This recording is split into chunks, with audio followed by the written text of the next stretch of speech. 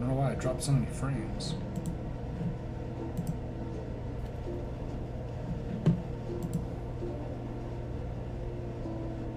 Okay, things seem to have stabilized.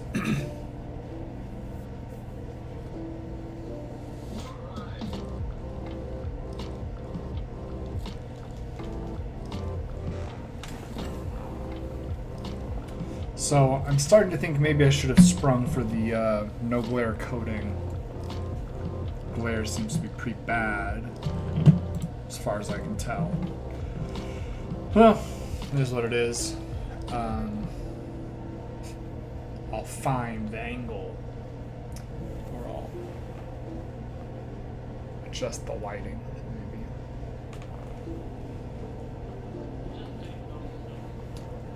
Yeah, it's mostly the computer, I think.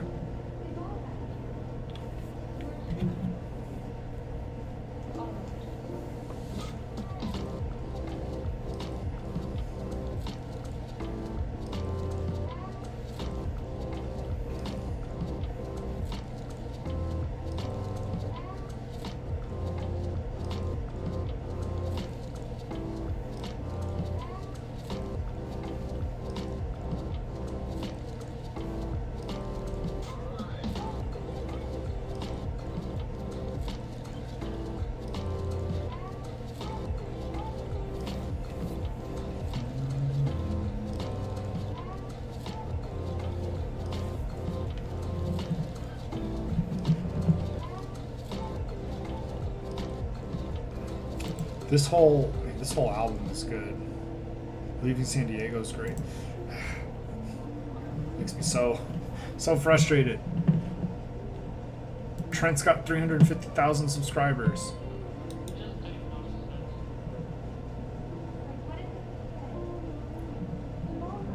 Okay. I think this will be interesting. I was resigning myself. I was resigning myself to do a really, like, kind of miserable one. Just because my options were pretty limited, so I was thinking about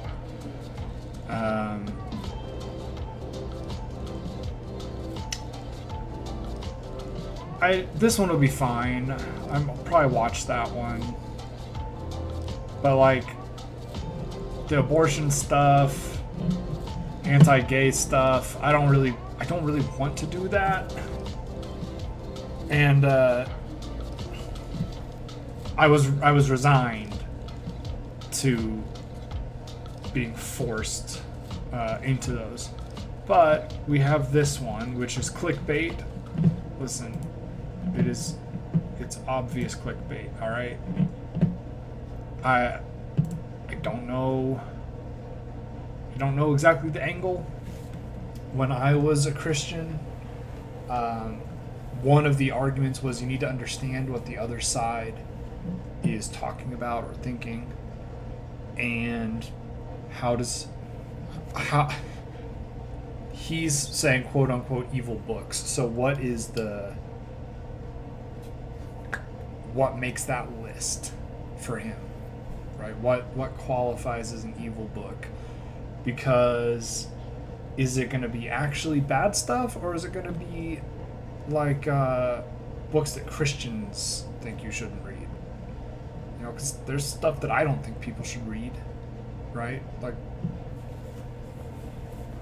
I think there are bad books, but I also think there are Christians, people like my parents, who are very concerned with like non-Christian fiction, right? Harry Potter was a really big example of that, of just the fear of, I don't know, witches, demons. So, okay, we're gonna watch it. Brand new. I mean, this got put up today, so we are on the cusp. In the 16th century, the Ecumenical Council. But again, I know that I'm being clickbaited. Okay. I know I said there are books that I think people shouldn't read. I still think it's probably fine to read stuff like Mein Kampf or the Turner Diaries. If you are reading them for educational purposes to understand, more about the way people think, that's fine. Books themselves are, what you get out of it is largely what you want to get out of it. If you read the Turner Diaries and think that it's good to, fantasize about the day of the rope, you took away the correct message, and I don't think you should read it for that kind of reinforcement. But by and large, I don't think that there is really any literature that should be considered evil. I'm willing to take examples. I'm willing to make exceptions. I don't feel strongly about it. I'm sure there are horrible things out there that I don't know about, but by and large, I think pretty much everything should be available, at least to adults, and people need to just be grown-ups, be mature. Trent said Christians ought to fear for the combat which yet remains with the flesh, with the world, with the devil, wherein they cannot be victorious unless they be with God's grace. So the Christian life is a constant struggle against evil. And in today's episode of the Council of Trent, we're going to review 5 books, along with some honorable mentions, related to the topic of evil, so you can better be prepared to understand evil and be able to cooperate with the grace of God to resist it. So let's begin, starting with number 5, C.S. Lewis's 1940 book, The Problem of Pain. The problem of evil is probably the oldest argument against the existence of God. In the early church... All right, I got you, Trent. I got it. Christians had to contend with dualist heretics who claimed that evil was the result of an evil God connected to the material world, whereas the good God that we should worship is only related to the spiritual world. This led to heresies that claimed material pleasure, like eating certain foods or engaging in the marital act, were evil, even though God created those things for human beings. And while some critics of Catholicism try to connect to this passage to fasting and voluntary celibacy, it is this Gnostic dualism that St. Paul is probably talking about in 1 Timothy 4:1-5, where he says this. Now the Spirit expressly says that in later times some will depart from the faith by giving heed to deceitful spirits and doctrines of demons, through the pretensions of liars whose consciences are seared, who forbid marriage and enjoin abstinence from foods which God created to be received with thanksgiving by those who believe and know the truth. For everything created by God is good. However, pagan philosophers would say that if God made everything, then that means God made evil, and so God can't be all good. Enter St. Augustine, who answered this objection by saying that evil is not a positive thing God made. Evil is instead an absence of goodness in God's creation that God tolerates. Evil is an absence of good in the same way darkness is an absence of light, or cold is an absence of heat. In The Problem of Pain, Lewis expands on Augustine's idea and makes helpful observations about how evil is a corruption of the good. In Mere Christianity, Lewis also addresses the issue and says this: evil is a parasite, not an original thing. The powers which enable evil to carry on are powers given it by goodness. All the things which enable a bad man to be effectively bad are in themselves good things: resolution, cleverness, good looks, existence itself. That is why dualism, in a strict sense, will not work. If we're going to fight evil, then we have to know what evil is. And knowing that evil is a perversion of the good helps us to... I mean, okay, I will give C.S. Lewis the credit largely. That's a fair-ish point, pretty decent point. But like,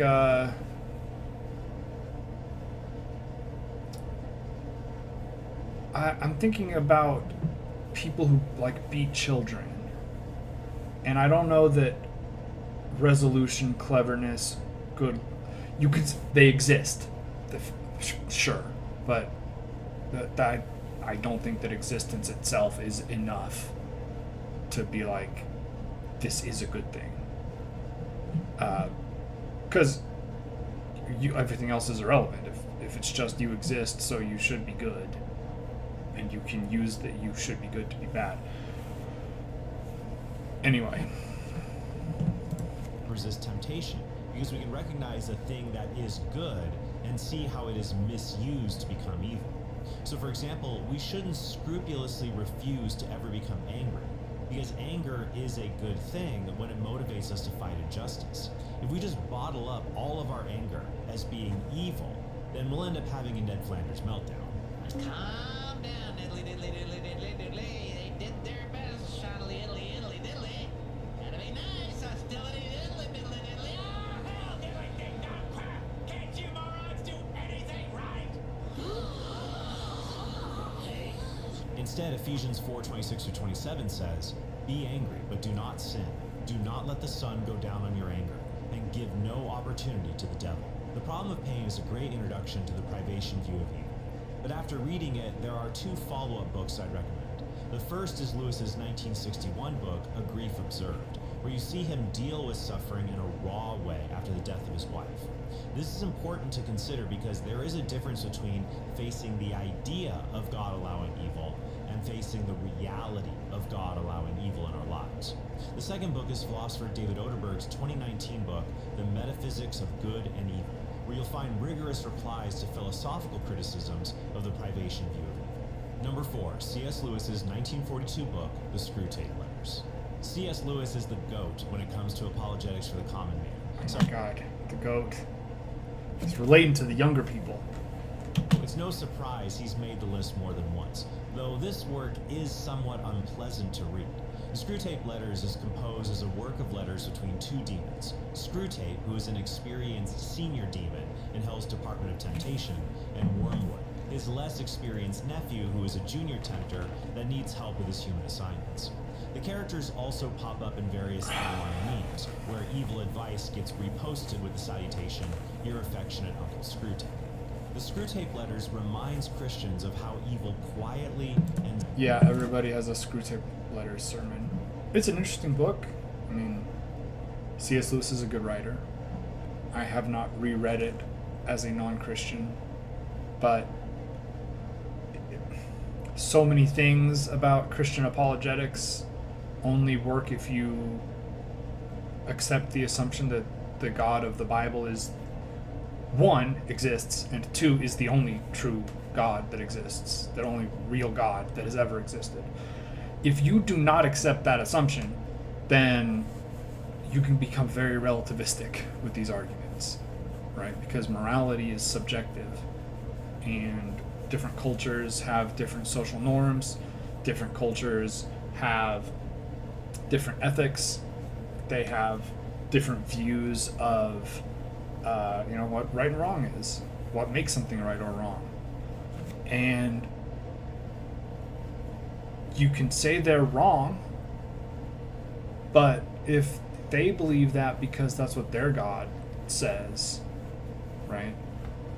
And your God says that it should be a different way, well, you have a problem, because you just have two competing gods, and it doesn't matter how much you think your God is the right one, they think their God is the right one. It's an impasse. But morality is subjective. By and large, there's very few things that are considered wrong now or evil in America that were not considered totally fine somewhere. I'm not saying they were right.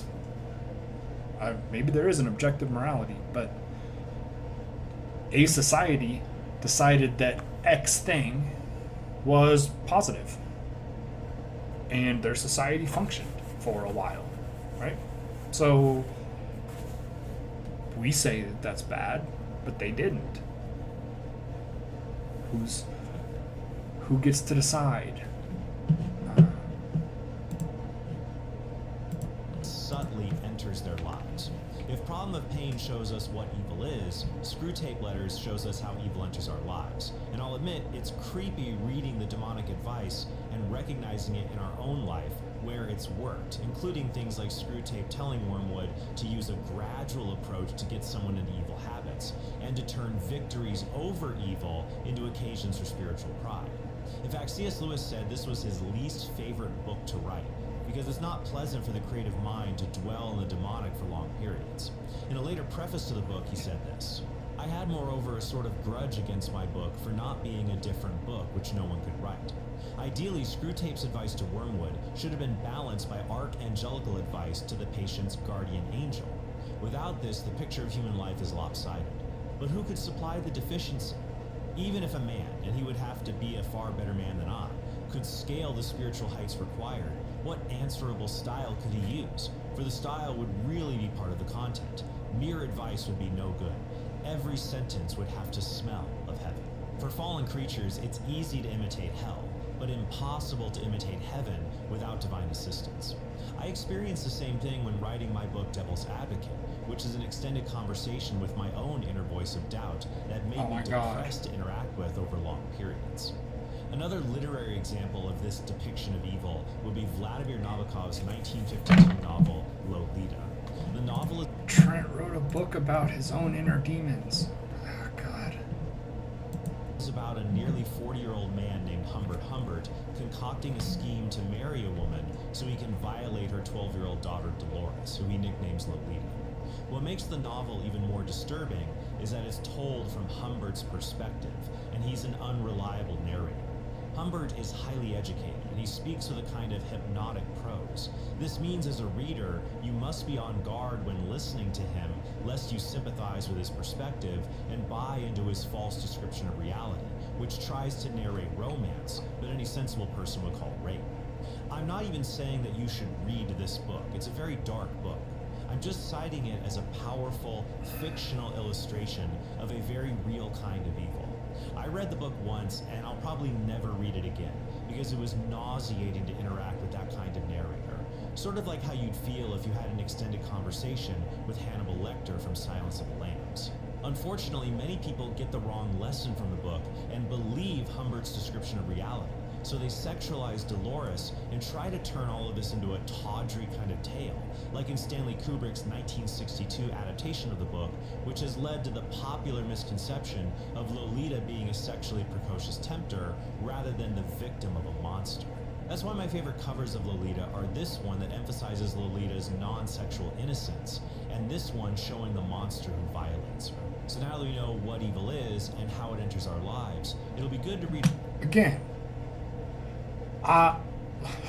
this is a very libertarian subject to approach. I'm not here to talk about Lolita, but there are a lot of child marriages that have happened throughout history. Famous ones of politicians and royalty, and also less famous ones of just random church people or old-timey times. Not all of those were necessarily adult in nature, but I think it's bad, and we think it's bad now, and Nabokov was writing at a time when that was bad. It was considered bad, accurately, but it hasn't always been everywhere. And again, you have to okay, so how do we account for that? Because a lot of people didn't think it was evil to marry a 12-year-old boy or girl, right? That was not that uncommon. And again, I'm saying marry, right? So contextually it's a little different, but the action is the same of somebody who is not old enough to consent. A book that explains how evil ideas and practices spread so quickly in the modern world, which brings us to number 3, Neil Postman's 1985 book, Amusing Ourselves to Death, Public Discourse in the Age of Show Business. In the book, Postman says that when communicating ideas, the medium matters more than the message. He said when an idea is communicated through books, it can be put forward in a sustained and logical way for people to understand. But when an idea is put forward on television, it becomes superficial, and people are persuaded by spectacle rather than substance. Postman also compares the dystopic versions of the future, Orwell's 1984 and Aldous Huxley's Brave New World.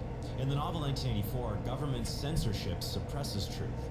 But in Brave New World, all you need to suppress truth are drugs and distractions that turn people into vapid idiots addicted to pleasure who just don't want to read.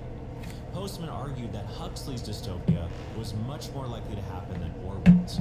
Fast forward 40 years later, where ideas are communicated in memes and short-form video content, and you see Postman's warnings constantly being vindicated.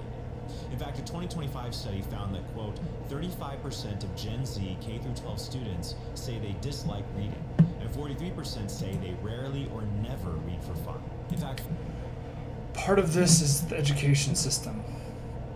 Part of it is slop, but part of it is bad parenting, right? You know why I read for fun when I was a kid? Because that was what I had available to do. Game Boys existed, the internet existed. I'm not that old, right? There were things to do other than reading. But one, I was taught to read well, so I could read. And I didn't have a Game Boy, and I didn't have a Nintendo, and I didn't have a PlayStation. I had books, and I had outside. Like, we watched a little TV. You know, we weren't insane, but it was intentional. It wasn't because my parents were afraid of it or something, but they wanted me to read, and they wanted me to play outside, and they knew that if I had video games, I would do less or none of those things. And it worked. I read a ton. It's not... I didn't really like it, but I think it was a good parenting decision. And today, parents often... And look, I'm not a parent. I know parenting is hard. Kids are tiring. But I also know that there is a lot of... As soon as the child is old enough to hold a screen that they can look at, give them a screen to look at so that they will be quiet, right? And that might be effective at keeping them quiet, but it's not really parenting. So, if you parent your kids to read books, they might be mad about it, but they will probably read books. 40% of U.S. adults did not read a book last year, and 50% of all reading in the U.S. is done by 4% of adults. So put down your smartphone, turn off the TV. Well, everybody's reading all the time.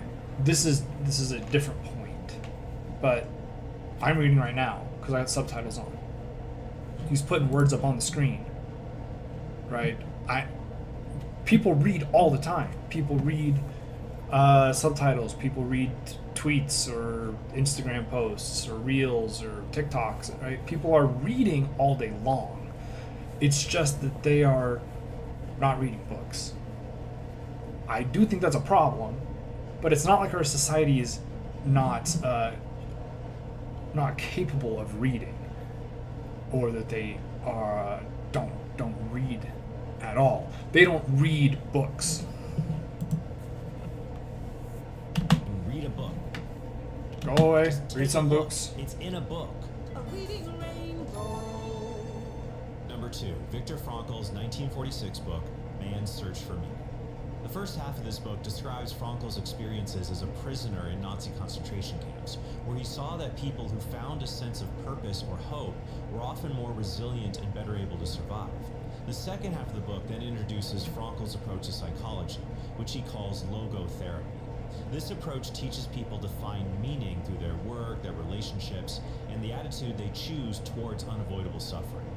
Frankl says that while people can't always control their circumstances, they can always choose their response, and this freedom to find meaning is essential to living a fulfilling life. Here's one of my favorite excerpts from the book, illustrated. It really works as an argument for absurdism. You know, there's no knowing why things happen; they just happen. But you can choose how to respond. There's no saying why we are here, but you can choose how to deal with it. In this principle. Once an elderly general practitioner consulted me because of his severe depression. He could not overcome the loss of his wife who had died 2 years before and whom he had loved above all else. Now how could I help him? What should I tell him? Well, I refrained from telling him anything, but instead confronted him with the question, what would have happened, doctor, if you had died first and your wife would have had to survive you? Oh, he said, for her this would have been terrible. How she would have suffered. Whereupon I replied, see, doctor, such a suffering has been spared her, and it was you who have spared her this suffering, to be sure at the price that now you have to survive and mourn her. He said no word, but shook my hand and calmly left my office. In some way, suffering ceases to be suffering at the moment it finds a meaning, such as the meaning of a sacrifice. Conversely, when people do not find objective meaning in life, but simply go along with life on a whim, that's where a lot of evil can take root. We've already seen this in people who reduce the meaning of life to scurrying from one pleasure to another, like in Brave New World. But you can also see this in average people who commit unspeakable acts of horror because the only meaning they had in life was just doing what everyone else said they should be doing. This is summarized well in the trial of Nazi official Adolf Eichmann, described in Hannah Arendt's 1963 book, Eichmann in Jerusalem, a report on the banality of evil. The phrase banality of evil refers to how evil, even unspeakable evil, often doesn't manifest itself in over-the-top ways like you might find in a cartoon supervillain.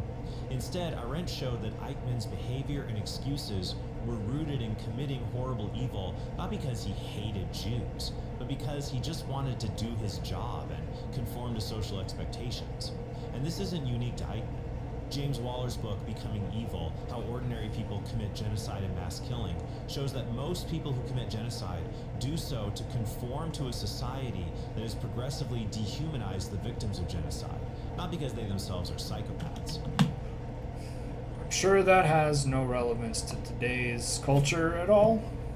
Although I also recommend the book, The Sociopath Next Door, which estimates that 1 in 25 people lacks or ignores their conscience, and so they have a greater capacity for a more active kind of evil. But despite how depressing all of this is, this shows why the gospel is good news. Even when we see our wretched selves, we can take comfort in knowing this does not define us. And even if a supremely evil person escapes justice in this life, they will face the King of Glory in the next life. But if atheism were true and everything were a cosmic accident, then there would be no objective meaning of life to hold on to in the face of suffering. However, when people find meaning in the face of evil, then that gives them the strength to face evil. And the revelation of God's love for humanity is the essence of that meaning. St. Paul put it well in his letter to the Romans when he said this: we rejoice in our sufferings, knowing that suffering produces endurance, and endurance produces character, and character produces hope. And hope does not disappoint us, because God's love has been poured into our hearts through the Holy Spirit, who has been given to us. While we were yet helpless, at the right time, Christ died for the ungodly.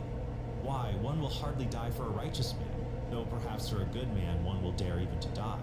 But God shows his love for us, in that while we were yet sinners, Christ died for us. And finally, the number one book to understand evil, we gotta go back to the source, the book of Genesis. Nearly all Christians know the story, but it's still worthwhile to go back to the beginning to really understand what evil is.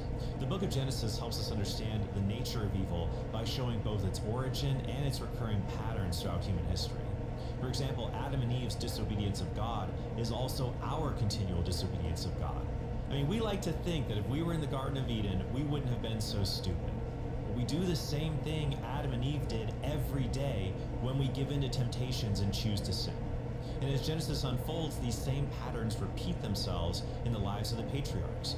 Cain's jealousy leads to murder. Abraham and Sarah struggle with fear and deception.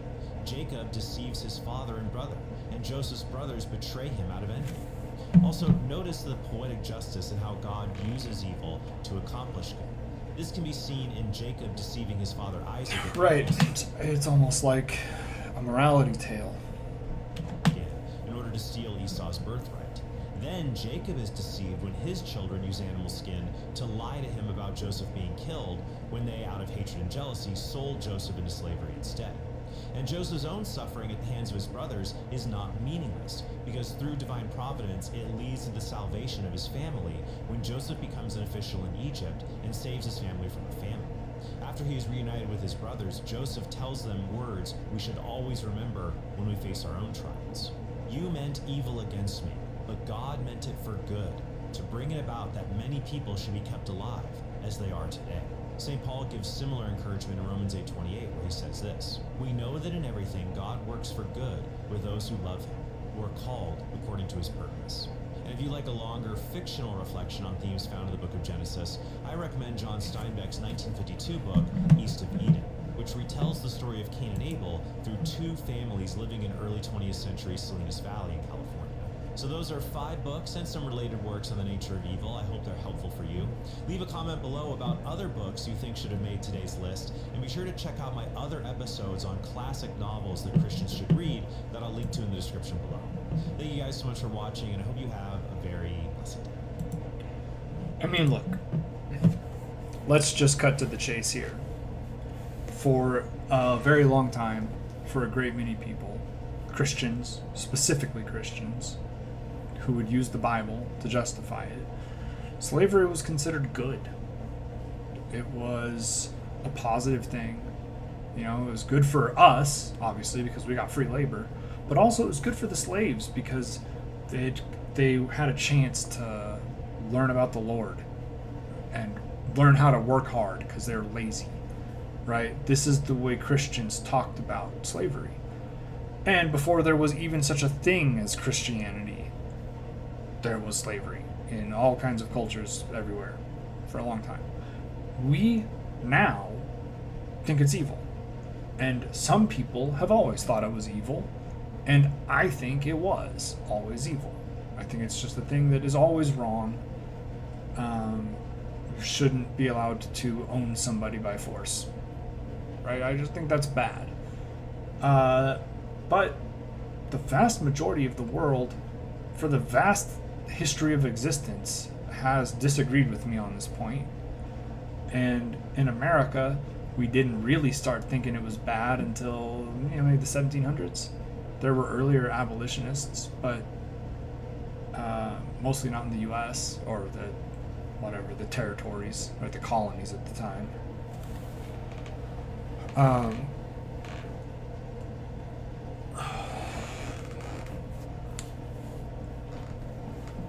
It wasn't considered evil, but now we do consider it evil. Again, I think we're right now, and I think people who were against it 1,000 years ago were right to be against it. But it's clearly subjective because a lot of societies thought it was both okay and good, positive, right? So they would tell me I'm wrong. And I'm crazy. So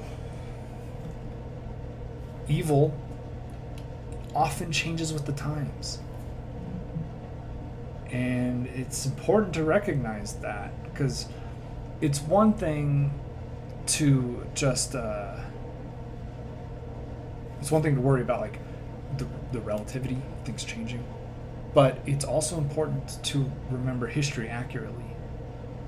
You know, it's not that the majority of people thought it was bad a long time ago. It just took a while to get rid of it. The majority of people thought it was good. They definitely thought it was good. They didn't even think there was a problem. Like, why are you talking about this? This is just the way things are. So, things change. It's important to remember. Things haven't always been this way. And the only way they get better, more moral, more ethical, is for people to work hard and in many cases live and die without seeing any of the change that you're hoping for. You know, the earliest abolitionists that we know about are from the 17th century. I mean, maybe there are earlier ones, but European chattel slavery style abolitionists, right? 17th century. And slavery wasn't abolished for another 200 years. So they were right. And they lived and died. And everybody thought they were stupid and yelled at them. And they didn't see any change. And then their kids also lived and died and didn't see any change. Right? Sometimes, much as we'd like to see the reward in our lifetime, you don't. You just have to plant seeds, you know? You have to try. Otherwise, nothing will change. But I think I'm done. I'll figure out my schedule a little bit more as we go, both at work and doing this, and I'll figure out something else to do, because this is not